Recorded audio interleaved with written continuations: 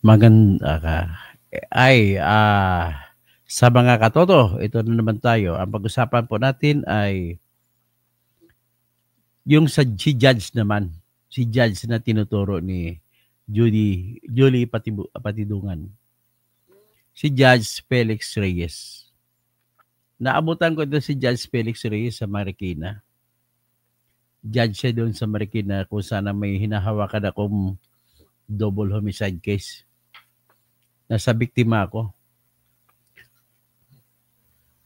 Tagal din tagal ditong kasong ito.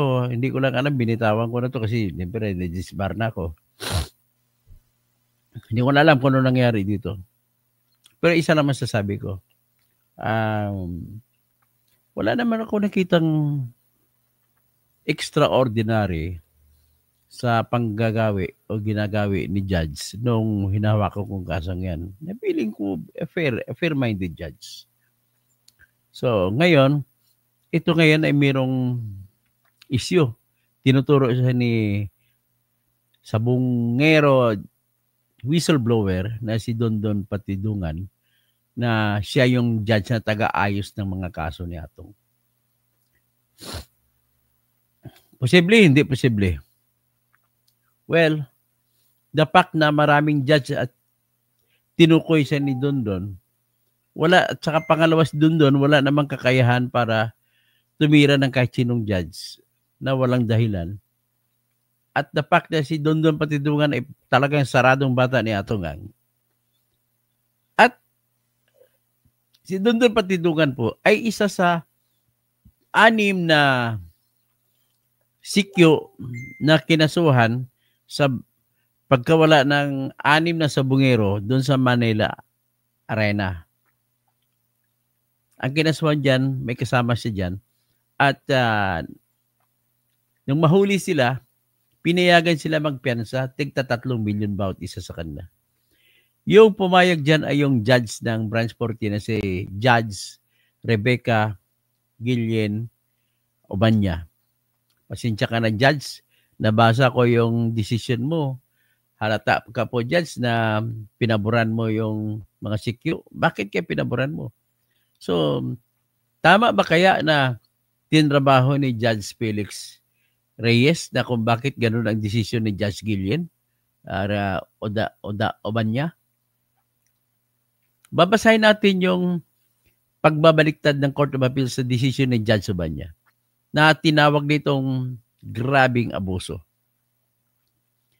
Matama lang mo, maganda, maraming ebidensya para sabihin na malakas at pwedeng ikukonvict si Dondon Patidungan, yung kanyang kasama na mga 5 pang mga security guard. At bakit dinesisyonan ng judge na papiyansahin sila ng 3 milyon bawat isa? Tanging sa tingin ko si Judge Felix lang makasagot yan kung bakit. Sa Judge Felix Reyes. Tapos, si Judge Felix Reyes po ay na-appoint pa ngayon na secret na chairman ng PCSO. So, bako din patuloy, ito,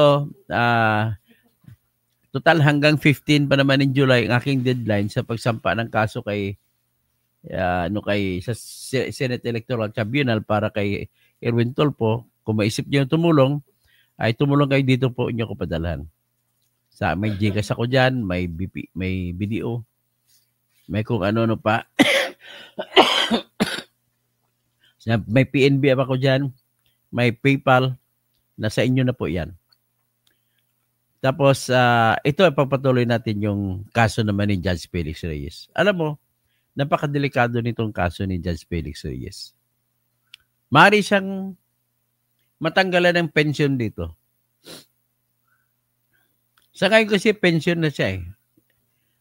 At yung mga pangyayari po, Judge, hindi natin maiwasan, Judge. Ito, ang sagot mo, sinagot ito ni Judge si Dondon Patidungan. Shut up. Ano ka? At tumahimik ka.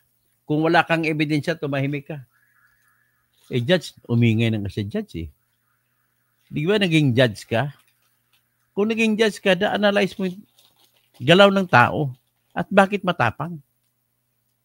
At kung matapang ang tao, judge, na kahit alam niya na ikakamatay niya, na alam niya na hindi basta basta lumaban sa judge. At alam mo naman, judge, wala namang personal na galit sa si Dondon. So, judge, walang ibang ginawa niya kundi ang pagsigaw niya, sigaw ng katarungan. Sigaw naghahanap ng katarungan. At katotohanan sinasabi niya. Kung hindi ko magkamali, narinig ko sa isang interview kay Dondon Patidungan na yung judge na ito na tinutukoy na ikaw pala yun, ay yung judge din yan na tumulong sa kanya at sa kasama ng security guard na kinasuhan sa Branch 40 RTC Manila, ay tinulungan mo sila makalabas sa kulungan. Na kahit na non-bailable ang kaso nila, serious illegal detention, ay nakalaya sila, nagbayad sila ng piyansa na 3 milyon bawat isa sa kanila. 3 milyon sapagkat ang ipinataw ni Judge Ubanya ay kalahating milyon sa bawat isang tao na nawala. 6 ang nawala ron. So, Judge, ang hirap mo talaga makawala dito, Judge. Hindi sapat po yung challenge mo na manahimik si Dondon kung wala siyang ebidensya. Mahirapan ka ito, Judge. Unang-una, Judge, kung gano'n ang argumento. Unang-una, sigurado naman ako na walang galit si Dondon sa'yo. At sigurado naman ako na walang personal na motibo si Dondon sa'yo. Kung meron lang, ang hinahabol niya ay kung anong katarungan. Alam niya na ikaw ay kumakausap kay Atong Ang.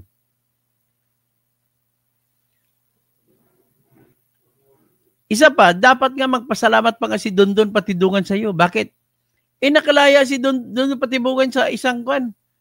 Sa mga kaso na yun na napakatindi, hindi walang makawala doon.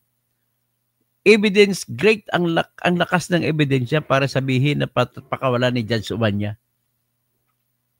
Basahin ko po yung desisyon ng Court of Appeals para na kung pwede lang sabihin nagmumura ang Court of Appeals sa judge na nagdesisyon na pinayagan niya magpiyansa sila ni Dondon Patidungan at saka yung kasamahan niyang mga gwardiya sa pagkawala ng 6 sa Manila Arena. Kaya basahin ito na pong desisyon ng gano'n. Unahan natin po sa desisyon ng Court of Appeals. Ito pong ililink ko, sabay-sabay tayo magbasa yung desisyon ng Court of Appeals. Na kung saan inapila ng Office of the Solicitor General ang desisyon ni Judge Ubanya na pagpapalaya sa kanila ni Dondon Patidungan. Ito yun na nakikita nyo. Pero bago tayo pupunta dyan, ano ito? Number 11. Okay. Ito po yung title ng kaso. People of the Philippines versus Rebecca Guillen Obanya in her capacity as presiding judge of Regional Trial Court of Manila, Branch 40. Julie Patidungan E. Aguilar. Yan si Dondon. Yan yung whistleblower ngayon. Sino pang kinasuhan? Si Mark Carlos Zabala E. Evangelista. Sino pa? Si Virgilio Bayog E. Pilar. Roberto Matiliano Jr. E. Guillema. Gleer Codilla alias Gleer Codilla. And John Ray Consolacion E. Ricapor.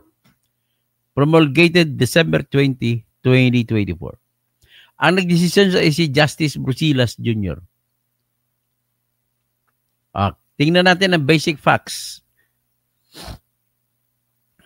The antecedents. Private respondents Julie Patidungan, Mark Carlos Zabala, Virgilio Bayog, Roberto Matiliano, Gleer Codilla, and John Ray Consolacion were charged in 6 similarly worded articles of information with the crime of kidnapping and serious illegal detention, penalized under Article 267 of the Revised Penal Code, committed as follows. That on or about 13th day of January 2022, in the city of Manila, Philippines, and within the jurisdiction of this honorable court, the above-named accused, sila nga si Julie, conspiring and confederating with alias Chief and John Dos, whose true names, identities, and whereabouts are still unknown, and all of them mutually helping one another by means of force, violence, and intimidation, did then and there willfully, unlawfully, and feloniously take, carry away, kidnap, and detain Mark Joseph I. L. Velasco. Yan ang una na yakan. 6 sila. So parehang wordings. Ang unang wording para kay sa kidnap victim na si Mark Joseph L. Velasco. Yung pangalawang victim ay si Marlon Bakay. Pangatlong victim si James Bakay. Pang-apat na victim, Ruel Gomez. Pang-5 victim si John Claude L. Inunog. Pang-6 na victim si Rondel Cristorium. So on January 20, 2023, the trial court, through an order, found probable cause to issue warrants of arrest against the private respondents. After 8 months, they were successfully apprehended by authorities. They then filed an urgent motion to set the case for arraignment. Lay pakikon siya, apit mo. And they then filed an urgent motion to set the case for arraignment and pre-trial with petition for bail. When arraigned, they pleaded not guilty to the charges. Hearing for the bail petition was then scheduled. The prosecution presented 5 witnesses. So, sino ba katestigo? Laban kila Dondon, alias Totoy. Si Teniente o si Lieutenant Colonel Wilfredo Fabros, who testified that on 14 January 2025, Butch Inunog, yung biktima, ay yung tatay pala ng biktima na si John Claude Inunog, and relatives of the other victims, namely Mark Joseph L. Velasco, Marlon E. Bakay, James Bakay, Ruel Gomez, and Rondel Cristorium, arrived at the Criminal Investigation and Detection Group Manila to report the victims missing. The victims were sabongeros or cockfighters who were last seen on January 13, 2022 in Manila Arena, a cockfighting derby house. Fabros and other police officers went to Manila Arena to investigate. They learned that private respondent Patidungan was Manila Arena security manager, and the other private respondents were security personnel on duty during the night when the victims disappeared. So, ibig sabihin, na-establish kung sino yung mga gwardiya na present nung nawala yung mga sabongero. The police were able to verify the logbook. Kinignan ng logbook, nakasulat ng mga sasakyan ng biktima na Tamaraw FX van na may plaka na UGE 368 na minamaniho ni John Claude ay pumasok sa Manila Arena nung araw ng insidente. At nang tinanong ng pulis ang mga CCTV footage, pinagsabihan sila ng na wala na, nasira na daw. Bakit sira? Kaya dahil doon, ang mga pulis ay pumunta sa magkatabi-tabing barangay at humingi ng mga CCTV. At isa sa mga CCTV na nakuha ay nagpakita na yung Tamaraw FX van ay umaalis sa Manila Arena kasama ang Toyota Wigo. Si Butch Inunog na-confirm niya na Tamaraw FX na yun na nakuha sa CCTV ay yun yung dinadrive ng kanyang anak na si John Claude. The plate number of the Palaw FX van and the passenger were not visible in the CCTV footage. The Tamaraw FX van was later on found abandoned in Tanay, Rizal. Patrolwoman Rhea M. Duque, a digital forensic examiner of the Philippine National Police Anti-Cybercrime Group, testified that she processed and enhanced the CCTV footage. Based on her examination, the plate numbers of Toyota car and Tamaraw FX van and identity of the driver and the passengers could not be established due to poor quality of the CCTV footage. Then Mark Sinfigo, isang testigo, testified that he worked as a handler of one Jojo Sexton's game fowls raised for cockfighting. He also used to work as a handler for Butch Inunog. He was familiar with the victims Mark Joseph Velasco and James Bakay since they also worked for Butch Inunog. He also was also familiar with the other victims as he had seen them in Manila Cockpit Arena. On 13 January 2022, he saw the private respondents and their cohorts, led by an individual he only knew as Sir Chief, bring the victims from the designated cock house to the basement of the Manila Arena, after which the victims were made to board a grave van. In particular, he saw private respondents Patidungan, Zabala, and Cudilla with the victims Velasco, Gomez, Cristorum, while private respondents Consolacion Matiliano and Bayod followed them while carrying the victims' personal belongings. On cross-examination, he added that he did not see any weapon used against the victims. Police Chief Master Sergeant Randall Adora testified that he was one of the investigators. In the case, his participation was, however, limited to the taking of the sworn statements of Butch Inonog and Sinpego. Butch Inonog in particular narrated that his son was abducted by security personnel of Manila Arena. Barry Baricar testified that on the day of the incident, he received a call from the Butch Inonog asking for help in locating his son, John Claudio. When he arrived in the Manila Arena, they inquired from private respondents Matiliano and Bayog, who insisted that the victims included John Claudio, already left the arena.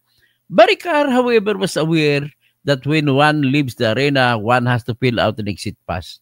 So he asked Matiliano about the victims' exit pass, but the latter was not able to produce any exit pass. This prompted them to go to the police station and report the incident.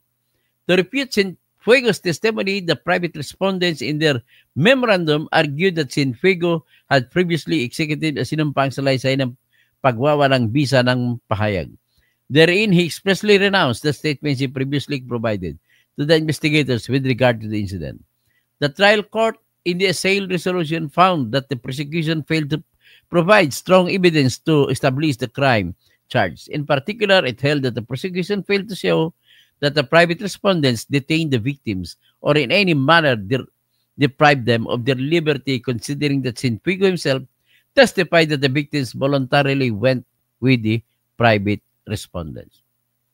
There was also no actual confinement or restriction, since the testimony of Cienfuegos only referred to the victims being made to board a van. Without any mention, they were restrained or forced. Cienfuegos admitted that he saw no weapons that were used against the victims. The trial court also emphasized that Cienfuegos was not consistent in his testimony as to whether or not he actually saw the actual persons who made the victims board the van, and that he admitted that he executed the sinumpang salaysay ng pagwalang bisa ng pahayag voluntarily. As of the testimony of the investigating officers, the trial court concluded that they had no personal knowledge of the circumstances surrounding the charged crimes, and that they were only provided by witnesses who were not presented in open court. Hence, merely hearsay evidence. The CCTV footages were equally insufficient, considering that even the officers admitted that the said footages could not establish the identity of the driver and the passengers and the plate number and the vehicle. Accordingly, the trial court disposed. So, kaya, dahil daw doon, sinabi ng trial court na si Judge Obaña ay kulang ang ebidensya, kaya pinayagan niya magpiyansa itong sila ni Don Patidungan. So, ito naman ngayon ang pagkontra ng Court of Appeals. Sabi niya, petition is meritorious, kaya it must be granted. Kaya binalik, nag-utos ang Court of Appeals na mali ang decision ng Court of RTC Manila. At ganyan, nag-utos sila na ipabalik sa kulungan yung mga gwardiya. Pero bago yan, tingnan natin ang dahilan na ginamit ng Court of Appeals. Maraming dahilan, pero piliin natin ang dahilan na pinakamatindi. Ito.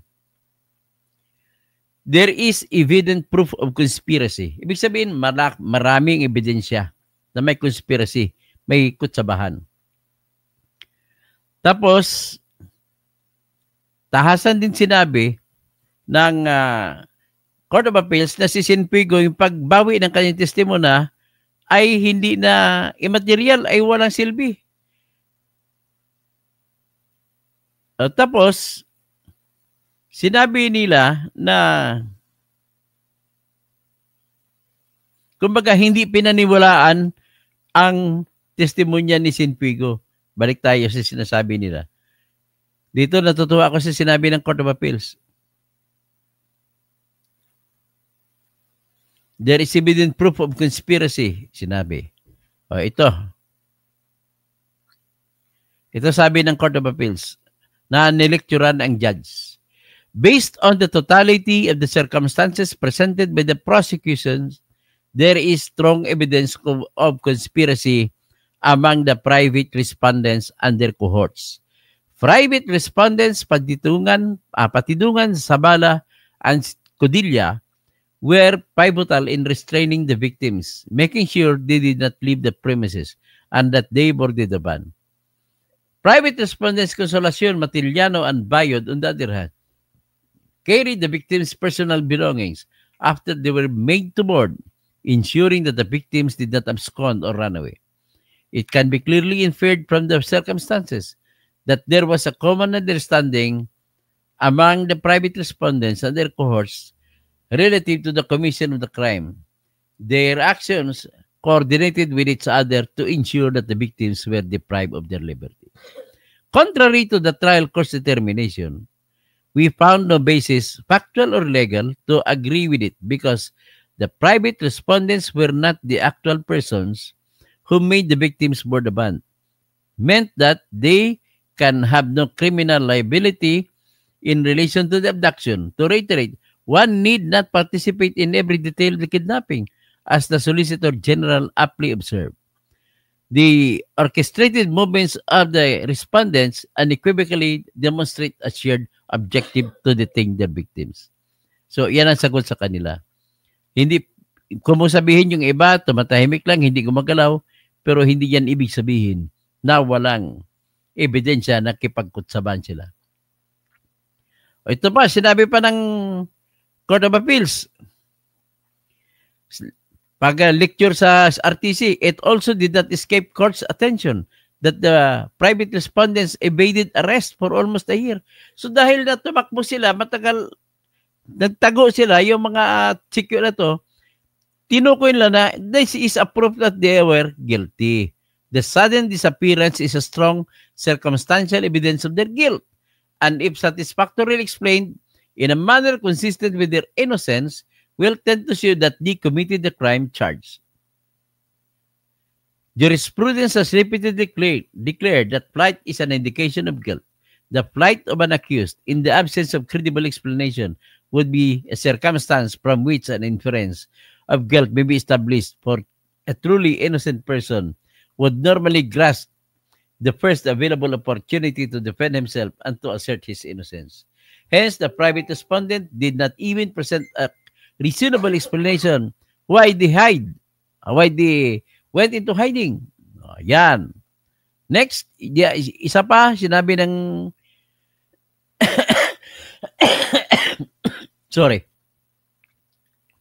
sinabi ng Court of Appeals, there's also strong evidence that the third element of kidnapping charge, the act of kidnapping the victims, was illegal and without legal authority. The respondents are neither law enforcers or authorities of the court. They have no legal basis to detain and deprive the victims. Finally, there is strong evidence of the fourth element, particularly that kidnapping and detention of the victims lasted more than 3 days. In fact, up to today, hindi makikita. Yan po ang sinasabi ng Court of Appeals na matindi. Ang ebidensya laban sa mga gwardiya. Bakit pinayagan ng judge na lumabas sila na mga akusado? So, very clear, ha? It's very clear na wala, Judge Felix Reyes, very clear na walang dahilan para ilabas, para payagan magpiyansa. O bakit napiyansan? Ibig sabihin, nangingialam ka dito, Judge Felix Reyes. Ganun lang po yan, Judge.